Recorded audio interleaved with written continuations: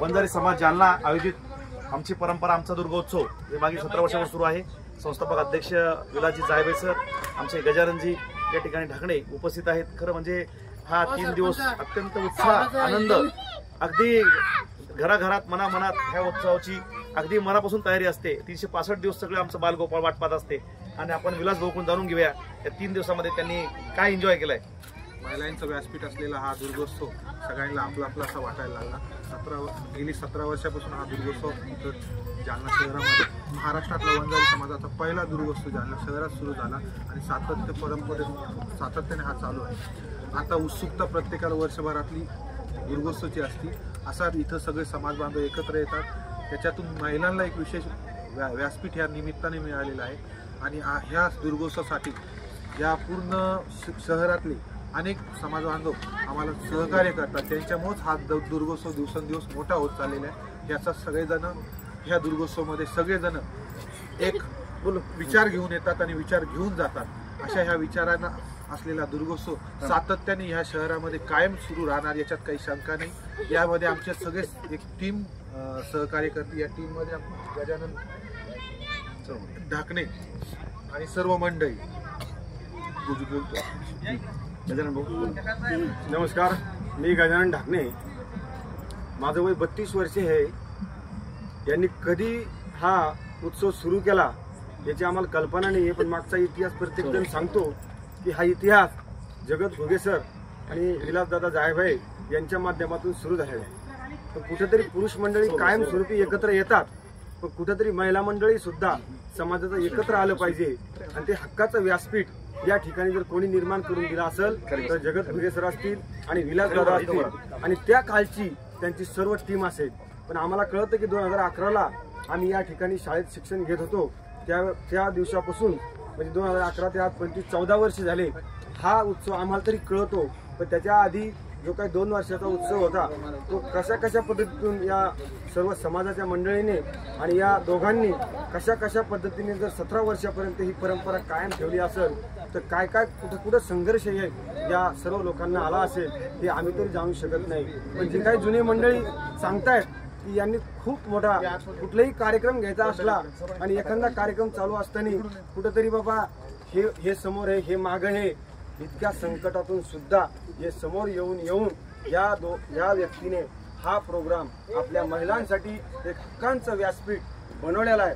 आम्हाला 4 वर्ष झाले आम्ही इथं मित्रमंडळ तयार झालो।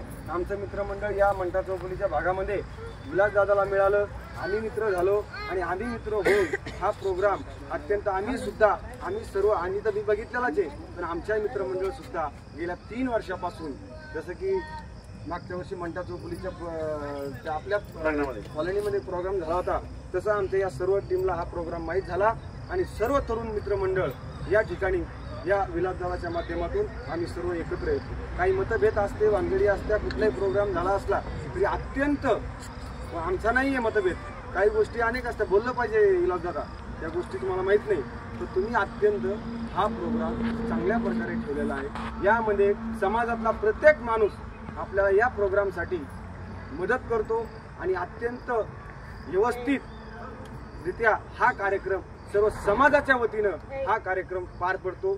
समाजातला शहरामध्ये राहणारा प्रत्येक समाज या ठिकाणी येतो, प्रत्येक समाजातला व्यक्ती या ठिकाणी सर्व काही मदत करतो, पण जे आपण कितीही मदत केली तरी करणारा माणूस लागतो।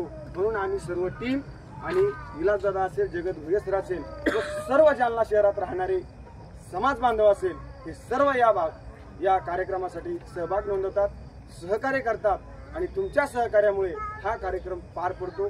खरंच पण या ठिकाणी मी खरंच विलासदादा आणि जगत घुगे सर यांचे मनपूर्वक मी सर्वांच्या वतीने आभार मानेन की आपण कायमस्वरूपी हा प्रोग्राम चालू ठेवा।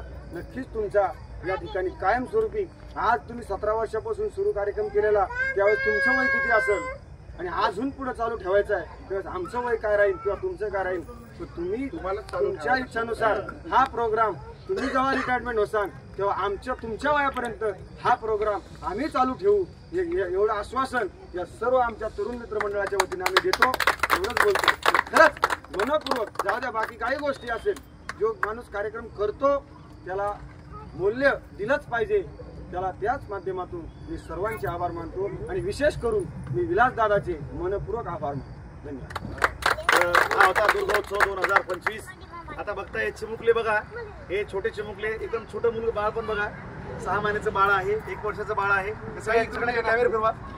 हे सगळे बघा, म्हणजे अगदी 6 महिन्याच्या बाळापासून ते 80, 85, 90 वर्षापर्यंतचा आबालवृद्धापर्यंत या दुर्गोत्सवमध्ये आमचा सर्व वंजारी समाज जालना जिल्ह्यातील एकत्र येतो.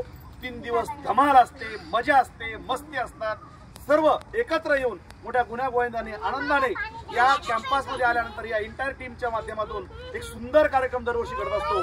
आणि 365 दिवस ही मुलं, ही चिमुकली आमच्या गावातील, आमच्या समाजातील सर्व बांधव, बहिणा भगिनी मोठ्या या उत्सवाची वाट पाहत असतात. आणि म्हणून आमची दिवाळी म्हणजे खरी दुर्गोत्सवाची दिवाळी ही आम्ही मनामनात घराघरात साजरी करतो.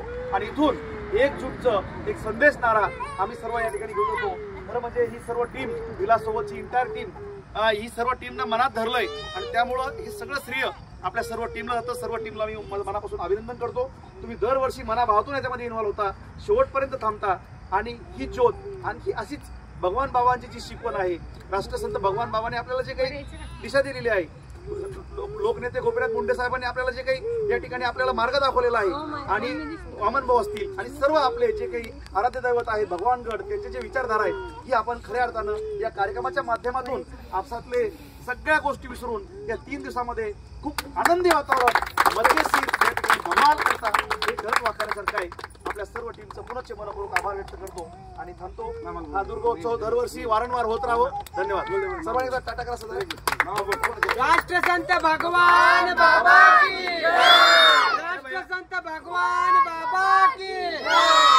आता कट करून टाकू.